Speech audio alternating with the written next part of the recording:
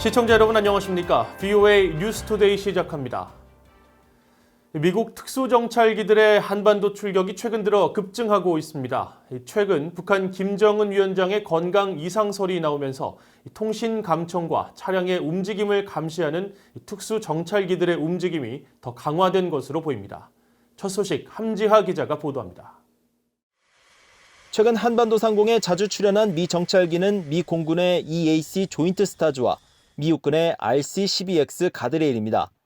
이들 정찰기들은 북한이 이른바 크리스마스 선물이라며 군사적 긴장을 높였던 지난해 말 이후부터 한반도에 종종 모습을 보여왔는데 지난 2주 사이 출격은 더 잦아졌습니다. 조인트 스타즈는 250km 거리에서 30cm 지상 목표물까지 식별이 가능한 첨단 정찰기로 알려져 있습니다. 에어크래프트 스폿과 노콜 사인 등 군용기 추적 트위터 계정들에 따르면 조인트 스타즈는 지난 14일 한반도 상공에 처음 모습을 드러낸 이후 14일부터 27일 사이 8일 동안 출격했습니다. 노콜 사인은 27일 BOA와의 서면 인터뷰에서 조인트 스타즈는 저녁에 한반도에 도착해 그 다음날 새벽까지 있다가 돌아가는 패턴을 보였다며 이런 움직임은 올해 들어 처음이라고 밝혔습니다. 또 다른 정찰기 가드레일은 여러 대가 한꺼번에 한국 북동쪽 상공을 향한 특이한 정찰 형태를 보였습니다. 27일의 경우 가드레일 5대가 출격했는데 이 중 2대는 강원도 상공을 비행한 뒤 되돌아온 겁니다. 최근 김정은 위원장의 건강 이상설로 북한 상황에 이목이 집중되는 상황에서 김 위원장이 머물고 있는 것으로 추정된 원산 지역 정찰일 가능성이 거론됩니다. 통신 감청 기능이 탁월한 가드레일로 김 위원장과 관련한 통신 내용 등을 파악하려 할 수 있다는 겁니다.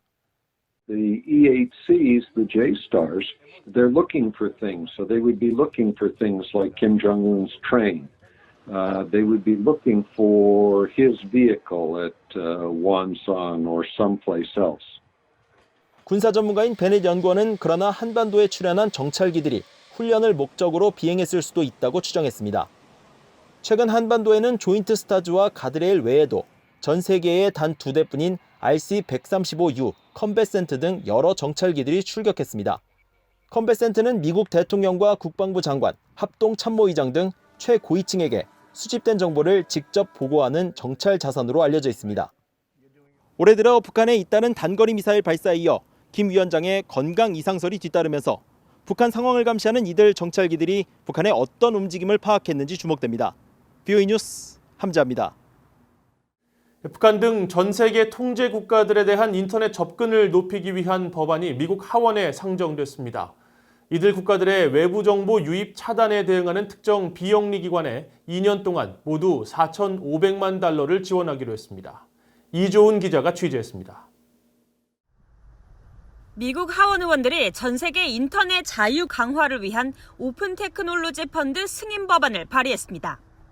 북한 등 일부 통제 국가들이 주민들의 인터넷 접근을 제한해 외부 정보 유입을 차단하는 데 대응하겠다는 취지입니다. 민주당의 엘리엇 엥겔 외교위원장과 마이클 맥카울 외교위 공화당 간사 등 4명의 의원들이 초당적으로 법안 발의에 참여했습니다. VOA가 확인한 이 법안의 초안은 국제방송법 개정을 통해 워싱턴의 비영리 단체인 오픈 테크놀로지 펀드 OTF를 미국 정부기관인 국제방송처 USAGM의 독립적인 수혜단체로 승인하는 내용이 담겼습니다. 이 기금에는 우선 2022 회계연도까지 2년간 4,500만 달러의 지원 예산이 책정됐습니다. 북한 등 일부 통제 국가들의 인터넷 검열과 감시를 우회하는 기술 개발 등 전 세계 인터넷 접근성을 향상시키는 오픈 테크놀로지 펀드 활동을 매년 지원하겠다는 겁니다. 법안은 기금 신설의 목적으로 USAGM 산하 국제방송기관을 포함한 언론인들의 정보 유입 활동을 증진하기 위한 목적이라고 명시했습니다. 법안 발의를 주도한 맥카울 의원은 이날 성명을 통해 디지털 시대의 전 세계 폭군과 독재자들은 인터넷 제한과 검열, 감시를 통해 주민들을 더 통제하려 한다고 비판했습니다. 그러면서 이는 중국과 이란, 북한과 같은 억압 정권에서 점점 증가하는 추세라고 지적했습니다. 법안은 구체적으로 오픈 테크놀로지 펀드가 독재 정권의 인터넷 차단 혹은 검열 기법을 우회하는 기술에 대한 연구, 개발, 이행 등 언론 자유와 인터넷 접근성 향상에 초점을 맞출 것을 요구했습니다. 맥카울 의원은 이 법안을 통해 미국이 보다 나은 입지에서 북한과 같은 독재 정권의 폭정에 대항하는 사람들을 도울 수 있을 것이라고 밝혔습니다. VOA 뉴스 이존입니다.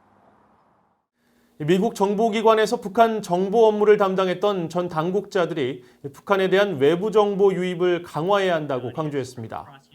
미국 중앙정보국 CIA와 국가정보국 DNI에서 대북 정보를 다뤘던 브루킹스 연구소의 정박 연구원은 28일 워싱턴에서 열린 북한의 수수께끼 같은 젊은 독재자에 대한 전직 CIA 요원의 통찰이라는 자신의 서적 출간 행사에서 북한 주민들의 인권 개선과 미국 대북 정책 접근의 다양화를 위해 북한에 더 많은 정보를 보내야 한다고 밝혔습니다. 중앙정보국 CIA와 국가안보위원회 NIC에서 근무했던 수미테리 전략국제문제연구소 선임연구원도 북한 정권에 의한 주민들의 정보 통제를 해결하기 위해 외부 정보 유입은 매우 중요하다고 설명했습니다. 테리 연구원은 이어 태영호 전 영국 주재 북한 공사의 한국 국회의원 당선은 북한 엘리트 계층과 잠재적 탈북민들에게 한국에서의 삶과 같은 메시지를 전달할 수 있다며 대북 정보 유입의 중요성을 강조했습니다. 미국 정부 산하 독립기구인 국제종교자유위원회가 북한을 종교자유특별우려국으로 재지정해야 한다고 국무부에 권고했습니다. 국제종교자유위원회는 28일 발표한 2020 연례 보고서에서 북한은 세계 최악의 종교 박해 국가 가운데 하나라면서 북한에는 종교의 자유가 아예 존재하지 않고 당국은 주민들의 종교 활동을 위협으로 간주하고 있다고 지적했습니다.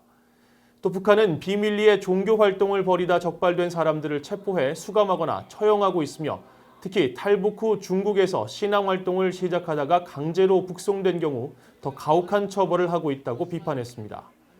북한에 대해 20년 연속 종교자유특별우려국 지정을 권고한 국제종교자유위원회는 북한 외에도 중국과 이란, 사우디아라비아, 베트남, 러시아 등 13개 나라들도 특별우려국에 포함시켰습니다. 핵확산 금지 조약 NPT의 구스타보 질라비넨 의장 지명자는 이번 주에 시작될 예정이었던 2020 NPT 평가회의가 신종 코로나 바이러스 여파로 연기됐지만 핵무기의 위험성과 비확산 체제에 대한 도전은 여전하다는 점을 명심해야 한다고 밝혔습니다. 질라비넨 의장 지명자는 26일 영상 성명에서 평가회의 일정 확정을 위해 당사국들과 협력하고 있다며 이같이 언급한 뒤 평가회의는 당사국들이 핵무기와 비확산 체제 관련 문제를 해결하기 위해 필요한 대화에 참여하고 원자력 에너지의 평화적 이용에 접근할 수 있는 방법을 모색하는 기회가 될 것이라고 말했습니다. 나카미스 이즈미 UN 군축 고위 대표도 이날 당사국들이 팬데믹이라는 비상 상황에서도 NPT 조약 이행에 최선을 다해야 하며 평가회의가 열리면 무기 통제 약화와 비확산 체제의 새 도전 과제, 핵 보유국 간의 적대적 관계 심화 등의 현안을 논의하게 될 것이라고 말했습니다. 2020 NPT 평가회의는 당초 4월 27일부터 5월 22일까지 미국 뉴욕의 UN 본부에서 열릴 예정이었지만 신종 코로나 바이러스 여파로 잠정적으로 내년 1월로 연기됐습니다. 이상으로 VOA 뉴스투데이를 마칩니다. 시청해주신 여러분 고맙습니다.